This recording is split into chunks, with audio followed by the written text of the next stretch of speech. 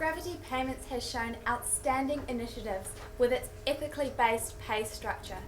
However, it is also important that Gravity continues to grow and delivers profit and value to its staff, its shareholders, and ultimately its customers. We've come up with a strategy for you which will address all of these, promoting its vision, growing its company, and delivering that key value.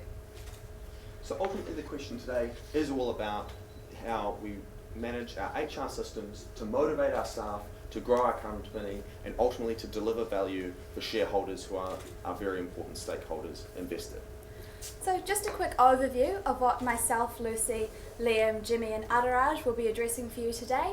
Quickly looking at the environment and how you operate within that environment, then looking at the challenges and opportunities that Gravity faces, which leads us nicely to our strategy of motivating staff, promoting the vision and growing the company, then how that's going to work through implementation, and then what Gravity gains out of the strategy. But before we can implement a strategy, we need to look at where in the market we play. At the moment, we're seeing a market that has strong awareness of ethical consumption and one that is covered very strongly in the media. Furthermore, we're seeing that the industry of payments is a strong growth industry and one in which, by getting more customers, we can grow our revenues very strongly. On the flip side of that, a competitive hiring market means that employees are becoming ever more willing to jump between companies if that company isn't delivering them the career opportunities which they desire. Secondly to that, you're operating in a market with low margins. So let's check out exactly how your company operates within this market. We've shown that the good publicity from your recent hiring decisions has delivered you both good new customers and increased work ethic within your company. So we are seeing value delivered from that. Unfortunately though, at the same time, we have seen costs increase. So on the flip side of that, again, a few challenges which Gravity is facing at the moment. Firstly, being sued by a major shareholder is not ideally where we want to be. Secondly, a demotivated upper management is meaning that those people aren't as invested in the company as we would like. Additionally, your stock value is quite undervalued at the moment, and meaning that you have to be focused on your PR strategy in the media means that you can't be around the office making sure that things run as smoothly as you would like. Finally, cash flow issues are another problem that you're facing. So overall, in terms of that value we just discussed, we believe your company should be valued at $36.5 million, but if you were to look to a venture capitalist or an exit strategy, you are unlikely to receive that value presently. We need to grow the company before we do any sales or greater capital raising. How do we do that? Ultimately, by looking at our key stakeholders. We have staff. Staff are incredibly important in terms of delivering our services, and what they want is a positive workplace that provides opportunities for them to grow, to develop, and ultimately to self-actualize. Similarly, in terms of customers, initially they're looking for value for money, but they're also looking for qualitative benefits, like the ethical consumption benefits that our staff plan already provides. So what about your shareholders? What your shareholders ultimately want is to see that value added in the amount that they're putting in. They also want to see the company grow over time and to see opportunity for future growth and for future building on the vision you already have. So this leads us to a strategic positioning. What we're noticing is that firstly, you made some recent moves into your core market with existing products and existing consumers, but we need to ensure that you continue maintaining this area through strong hiring practices. We need to motivate the upper management as well as keeping the lower level staff retained and well trained. Furthermore though, we have seen expansions into new areas and new customers. What's that meaning is that we don't have to expand our product offering presently, but we need to ensure that we're turning those leads into conversions. Overall, this means that as a strategy, we want to be retaining those staff and converting those customers. There's no need to be making risky moves in the periphery of our business. How do we do that? In terms of staff, we think they're already very well remunerated on the lower levels. But with the kind of thing that's going to keep them and make them stay is things that other organisations can't replicate. For example, network effects. What we would encourage is creating a social committee that serves two functions. It would be given a budget each month to run fun staff events for staff, and it will be run by high value staff within the organisation. Those who have proven themselves to be hard workers, those who have proven themselves to be invested in the organisation. That gives them a leadership role opportunity, but also allows us to create social connections within the organisation that means that people are more likely to stick around, make friends, and progress their careers throughout. So let's talk about your management staff, because those are the people who are going to be able to be driving those lower levels of management, injecting enthusiasm, and ultimately growing the company over time, which is what we want to see. So what we're going to offer them is the opportunity to purchase shares in Gravity. This is going to serve two functions. Firstly, it's going to make those people invested in that company overall and prevent very high staff turnover, creating instability. Secondly, those people are going to be directly monetarily invested in Gravity and wanting to see those returns over time. Now, with our customers, there is some wariness in terms of the value proposition. They're scared that prices are going to go up.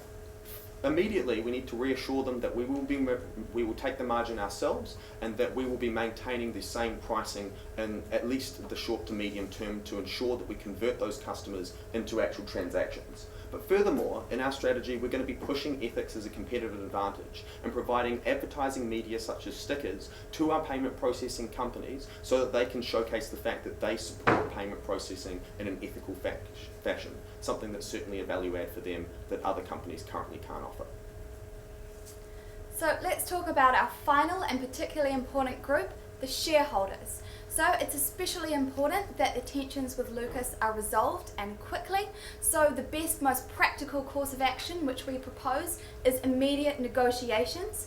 So that will involve talking about providing greater management to Lucas, as he hasn't been feeling as valued in the company as he feels he deserves. So that could also be a benefit to you as you aren't able to be there as much as you'd like, as you're working with the PR and the media at the moment. Also, we'd show Lucas the growth potential for Gravity from an NPV of $36.5 million to an ultimate NPV of $74.12 million. Ultimately, we think that Lucas is invested in your business, he's a strong co-founder, and we would like to retain him. We don't think he really wants a messy court battle that would destroy the value of his ownership, so negotiation is the best path forward. In terms of alternatives though, we considered several. The first was an exit strategy, but currently your company would not be valued by potential investors to the same degree that would reflect the amount of effort and potential within it.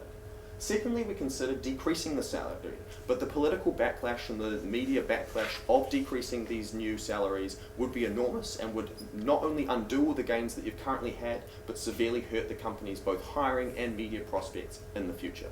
So the final alternative strategy we considered was going offshore. Mexico was mentioned as a location which was being considered. However, ultimately, similarly to decreasing the salaries, a lot of the staff have made important life decisions based on that increase in salary, and the PR fallout from this simply would not deliver the value you deserve. Also, there would be significant setup costs associated with that. It's much better to go with the infrastructure you already have. So based on this, we decided on motivating our staff, promoting the vision, and growing Gravity. That's it from us. We'll hand you over to James and Adaraj, who'll talk you through how this will work in practice and the value it's going to add. Thank you, Lucy. So what is the value add? What does Gravity gain from this? Now, with the increase to the $70,000 minimum wage, there has been a lot of pressure on margins. With this strategy, we're going to leverage the good publicity that you've received from that and grow revenue over the next 3 years to $54 million from the current estimated $15 million. We're going to grow profits from the $2.2 million up to $4.9 million in the next 3 years. And more importantly, we're going to retain and motivate staff. So these are the staff that are converting leads into sales, and they're the ones that we need to maintain and we need to keep happy. Additionally to this, we're going to add value to customers. Customers get value by being associated with this organisation. It's very little additional cost to us, and it means that they can benefit from what you are doing. So, how do we improve staff retention? How do we get staff to stay? People are more inclined to stay in a company if they feel they're valued in a company, they feel they're positive, and they enjoy being part of that team. So the way we can push that is through company culture. Company culture is simply a way for staff members to be engaged with the company members, have form relationships and friendships with these people. For example, Friday night bowling is an opportunity for the company to talk about relaxing relax and in a social environment discuss anything they'd like to, such as what's going in the family, how the kids are, all that sort of deal. What this does is it pushes retention in the sense that if a person were to leave a company, it'd be very awkward for them in the sense they won't know what's happening in that circle. So it's being part of that bigger circle that is the company. As well as that, we're going to be pushing high-performing staff to be part of the social committee. So staff who feel like they have the potential to grow, staff who feel like they can lead and take on those leadership roles, can be part of this social committee. And in the social committee, they'll be responsible for setting up these social events. This is a way for us to see who the natural leaders are. This is a way for us to see who's likely to progress, and for a way for us to implement progression into senior management.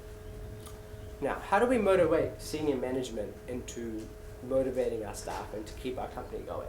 Currently, the senior management feels undervalued, and we feel the way we can change that is through selling equity shares to senior management. Now, this is going to revolve either selling Dan's shares or selling Lucas's shares to these senior partners, and this means that senior partners can not only grow with the company, but they can actually physically have an input into the growth of the company. A few key risks associated with this is the fact that the high wages might not be sustainable. We feel that the high wages will be offset by the marginal revenue we're going to get based on the performance of the staff because we're motivating them. However, in the last course, if it doesn't work, we will have to sit down with the staff and talk about potentially lowering wages. So what does this cost? Not a lot. Firstly, the company culture. Something as simple as a monthly bowling game with the team comes at a small cost of $200 per 15 staff member. So for $24,000 per year, you're leveraging the network effect and you're increasing staff satisfaction. As far as the high-performing staff that are going to be spearheading these social operations, it's about development. It's about the leaders stepping up, which comes at no additional cost. The staff are already well remunerated. They want development and they want opportunity. This presents that for no cost. Again, the senior management, the equity stake, that is an opportunity for the company to raise value. And should Lucas want to sell his share, we can look to bring in senior management that want to have a vested interest in the company, that believe in what the company is doing. So, how do we retain customers? How do we make sure that the customers currently part of the company want to stay with the company and have a value add? So, we need to sit down with these customers and we need to explain to them that there's no effect for them in terms of cost. We're actually cutting into our own margin to make life better for our employees and make it easier for the staff. So what we're doing is effectively making the customers an easier sell. So then the customers, they get to push the ethical element of the company. They get to be part of an organization that supports ethics, that supports employees that get paid a living wage. So for them, this is ideal. A simple suggestion that we have is having stickers on terminals, so the FPOS terminals, for example. This is going to show that the company support for the employees and the customer support for these employees. Now, a key risk of customers is the fact that they might want to leave. However, it's quite a firm understanding that people don't leave unless there is change. So unless customers physically see the change in pricing, we believe that they will stay. And given the fact that we're not changing it, we think the customers will definitely stay. Now the cost of this. Firstly, assuring our customers on price. This comes at a negligible cost. This is on daily touch points that we have with our customers. We can pass that message through. Secondly, showing the company direction. This is about being transparent with our customers on what the organisation is doing. Again, very little to no cost. Lastly, the leveraging your ethical public image. So this is the stickers. This is sending out stickers that businesses can put on their FPOS terminals to show that they're associated with an ethical company, and it comes at a very small cost of less than $10,000, but gives them a great value add. So shareholders. Now this is a very important element of this. We feel that Lucas is quite an important part of the company, and he would want to be safe. If you've grown a company from scratch to something that's worth $36.5 million, you're more than inclined to say. And having a vested interest into the company means that you're more than likely to agree to these terms than you were to take us to court. So what are we offering Lucas? We're offering Lucas a chance to show and understand what the growth looks like. Yes, there's been a few changes made in the company, but by reassuring him and showing the growth trajectory of the company, as well as giving Lucas a chance for management. So Dan, you've done really well for the company, but with all the PR things going on, you don't have the time that you used to be dealing with the company. This gives an opportunity for Lucas to have more of a day-to-day say in the company, which might be something he's after, such as having a say in the company. If that were not to work out, we can offer a Lucas chance to sell his 30% stake into the company to the staff. Now what this means is that Lucas is getting a good value for his shares, and the senior management is getting a good value for his shares. If Lucas tried to sell out to anyone else, the company is currently undervalued and he'd be losing money. So this is a good way for him to go if he would choose to go. However, and there is a risk that Lucas does not agree to any of these terms, and he takes us to court. Now this is going to involve bad press, and it's really not desirable. So we would really like you to sit down with Lucas within the next week or so and actually get these negotiations underway. Here's your brother, and we think you can make it work. So looking at that, we've made some assumptions and we've made some calculations. Here is a bit of an outline as to where we got the current value from. So there was some information that was given to us and some that we had to assume. The $2.2 million last year's profit was a given. The staff expenses was approximated to around 10 million. From that we could deduce a rough profit margin as well as overhead expenses and revenue. We assumed a weighted average cost of capital at 15% and a growth rate of 7% based on the PR experience that you've had and the 75% monthly growth that you realised last month. What Lucas may not realise, he obviously understands that there is a substantial cost to the 70,000 salary increase, but it might not be as much as he first anticipated. Looking at Dan's wage cut, at your wage cut, it brings you down to $0.82 million. So just $820,000 is the total cost going forward for next year that this project is going to cost you. The margins will shrink as the staff pool increases and Dan's wage cut is proportionally less, but this will be offset by the revenue growth. So what does this look like on a timeline? On a scale from 1 week to 1 month, all the way to the future, we've got Lucas pegged down with his negotiations on the 1 week mark, because we feel that's quite important and that needs to be sorted out as soon as possible. Looking to the future, we've got the senior management informed about being able to buy shares, starting the company culture at a month, and then finally developing those leaders moving to the future. Feel free to ask about it in Q&A. And so the proposed valuation. So I've done a 3-year discounted cash flow and come up with the following valuations. So this is assuming not a 7% growth rate, but this is assuming a 10% growth rate. As businesses shift towards wanting to be seen as ethical, we believe that this is a fair estimate and comes up with a value add of $37.62 million from this strategy. So, in summary, the ethically proposed wage strategy that Gravity has currently been following is fantastic, but Gravity has not been benefiting from this as much as you could have. So, what do we need to do? We need to motivate those staff. We've shown you how you can do that through building team environment for those lower level staff and offering the management a direct stake in Gravity so they want to grow it as much as you do. We've also shown you how you can really promote that ethically based pay strategy, and you can allow your customers to benefit from that. Finally, shareholders, a key group that we have to cater for. The issues with Lucas are difficult and we're in stormy waters, but they are not unresolvable. As both parties would not like to go to court, negotiations are the best way forward.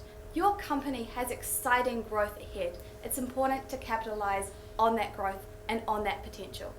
We'd like to open the floor to any questions that you might have for the team. I'll start with the first one.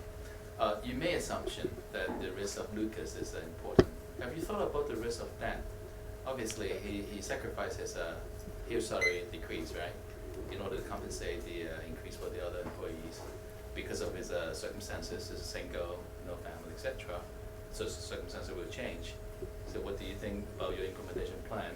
Should you feel like you assume 10% growth on year, but his salary remains flat? I think that's your assumption. So what is that? How are you going to manage that? Absolutely. So Dan has registered his interest. He wants to go to venture capitalists to drive growth and raise capital. One way that he could do that is he's got a 70% shareholding currently, so he could dilute his own shares to get a benefit and stay vested in the company. And that's a way that if he wants to maintain a higher lifestyle than what he's currently allocated himself with his salary, then that's a way that he can do that. Further to that, with the growth that the strategy is adding, there is no reason we see in this that he cannot look to increase his salary to a more proportionate level to the effort that he's putting into this company. Okay. Furthermore, in the case that Lucas takes over a greater share of the management responsibilities of the company, that would give Dan more time to potentially write his book and get $500,000, or potentially raise a family, or whatever that extra time may be required in future years as the media attention peters off. Okay. One more question from me. You also assume there's a 10% growth on the revenue. Yes. What if it's not the case? Given the 75% monthly growth and the growing shift of businesses towards more ethical, being seen as more ethical, that was quite a conservative estimate in our analysis. However, the 4.9 profit in 3 years, that would not be affected, as that was the terminal growth going forward. So that profit is still unaffected by that. But keep in mind, right? Gravity is a payment company, service company. So what is the mechanic in terms of increasing their revenue?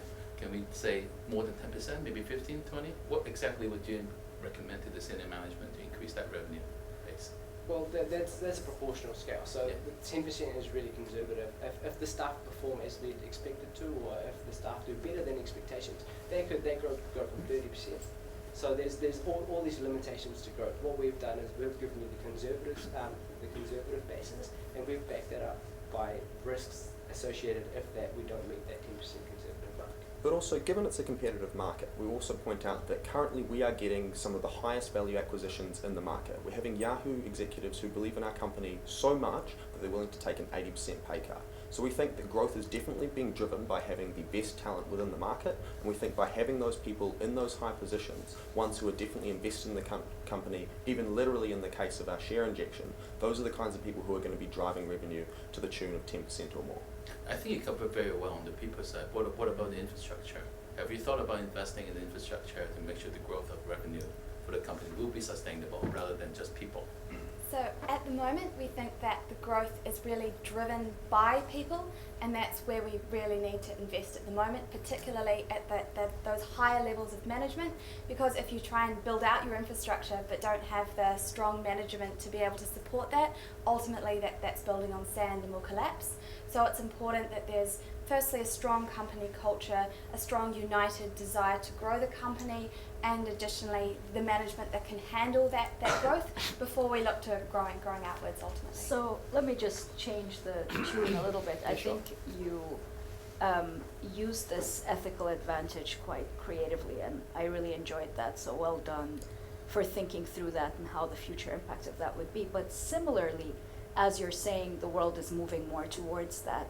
One thing I felt was you took that as a pure advantage for this company, but you didn't think through, if the entire world is moving in this direction, will it continue to be a competitive advantage going out into the future? You don't have to answer that, it's just, you're welcome to, but that was one of my observations. And then the other one, also relatively related to that, is you thought about how to use this as an opportunity, but you didn't play it out further. So you thought about stickers on CPUs or something like that.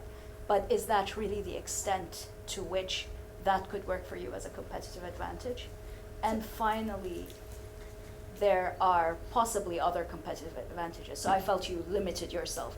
Once you came up with this one concept of the ethical, perspective, maybe you didn't think through what else would add to the valuation of the future valuation of your firm. Yeah, that's right. So we didn't look at the other factors. We looked solely at what we thought was the highest potential, and that was the ethical value. We saw that as the most beneficial, the highest growth area, and what was really going to drive growth the most. As far as having a competitive advantage, it's got a first mover advantage. The PR that Dan has done, getting in the media, has been pivotal, and they are seen as a company. They have a company image now that's been built on, and that is quite difficult for other companies to just come in and replicate. Particularly given that since we're one of the first companies to do that, any others appear to just be following suit, and they're unlikely to get the same level of media coverage that we'd gained, which allows us to continue innovating while they're playing catch up. Furthermore, we did consider, as you'll see in our strategic positioning slide, we think that you were talking about infrastructure and potential other sources of competitive advantage, and there's something that we considered is definitely a focus for the company in the longer term, but initially we need to sort out our hiring problems first because, as Lucy said, we don't want to build a company on sand. Further to that, just because other companies can increase every person's revenue by 20,000. It doesn't mean that they will.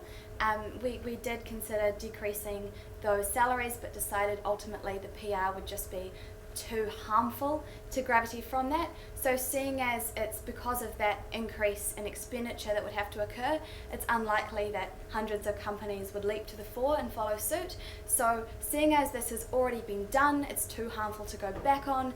Then we look to how do we capitalise on what we've already done, how do we make the best of it, and how do we create that as an opportunity for identity and growth looking into the future. But ultimately, in the end, you said, stickers is just one thing. It's an example, absolutely. We think this could be a more ambitious strategy. You're totally right. So you can, do more than stickers. They're just the tipping point once we get more revenue. Okay, we've talked a lot. Just very quick. I think it's a good presentation, and you have covered lots of area of the case.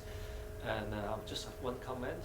You seem to be very positive in the whole presentation. And have you thought of like any risks associated with within the case, and any contingency plans, or any problems you have?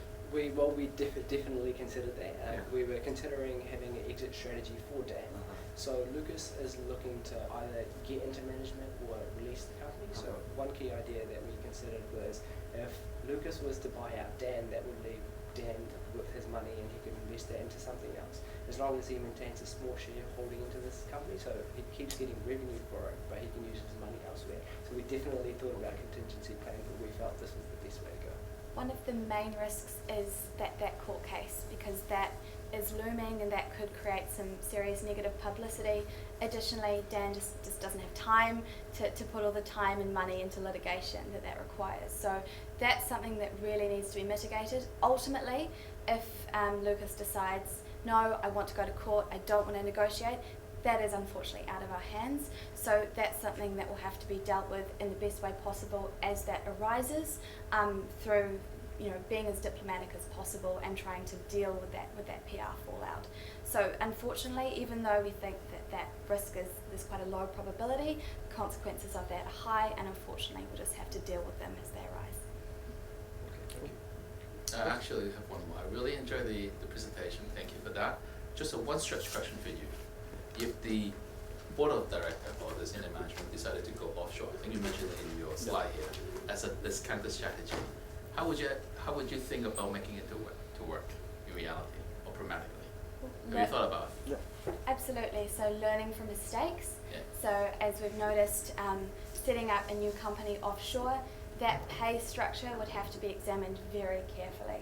So it's important that Gravity sticks to its ethical focus, but it would be important to talk about what can we actually afford when it comes to paying the staff more. So we'll pay them more, how much more, what kind of benefits will we give them.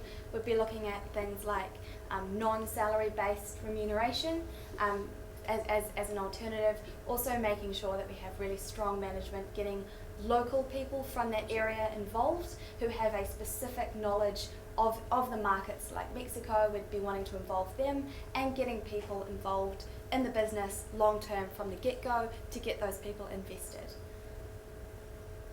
Okay. Cool. Thank you. Thank you. We still have time. We still have time. Yes, you still have. Oh, we do. So one of the things personally I felt was you considered the external and the customer perspective, shareholder, etc., relatively well.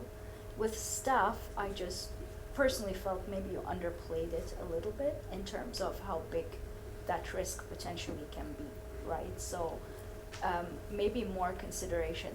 I think the case itself was really challenging you to think about the transactional versus the social aspects of wages, right? And how those impact people. And this is a very relevant current subject as organizations grow, as there are a lot of people who work in organizations, very senior people, junior people, skills at all different levels. So I think perhaps if you were to see something like this again, maybe consider that aspect a little more. So you did, I wrote some of the things down. So you did consider incentives.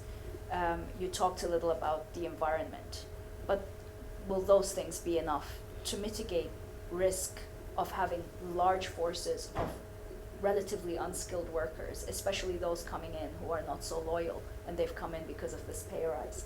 So those are some of the problems. Maybe you could have considered more. Totally, and we did consider many of them, as you've just mentioned. The main thing is ultimately about making sure we have enough revenue to support those, because we've just increased our expenses enormously, and while there are some fantastic things we can do within the company, we wanted to start off small and secure, that we can at least make some incremental improvements, get that revenue back on track, and then we can implement other mechanisms. What we definitely can't do in terms of the risk, which we agree, we're totally aware of the fact that potentially reducing wages is such a huge cost or would create such staff upheaval that we can't backtrack on what we've done previously. So looking to smart decisions in the future, we do want to take them slowly rather than take, big ambitious moves and potentially losing the whole company. Two very quick points on the new staff coming in just for the big pay ticket.